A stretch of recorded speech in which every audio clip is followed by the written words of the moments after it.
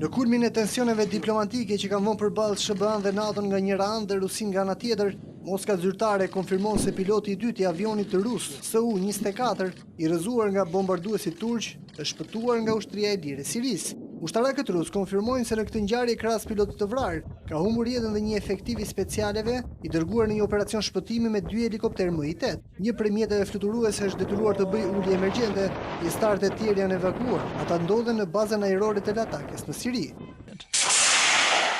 Paralelisht me zhvillimet në terren, tensionet diplomatike mbeten të larta. Presidenti amerikan Barack Obama qëndroi për krah Turqisë në këtë incident. Ai telefonoi homologun e tij Erdogan, i cili i ka thënë se Turqia ka të drejtën për të mbrojtur territorin e saj. Nga ana tjetër, sekretari i përgjithshëm i NATO-s, ndërsa e cilësoi këtë si një cënim territorial, kërkoi një angazhim më të madh të diplomacisë për uljen e tensioneve.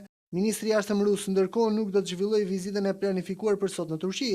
Më herët presidenti Putin tha se rrëzimi i avionit ishte një thik pas shpine, ndërsa paralajmëroi se kjo do të ketë pasoja në marrëdhëniet mes dy vendeve.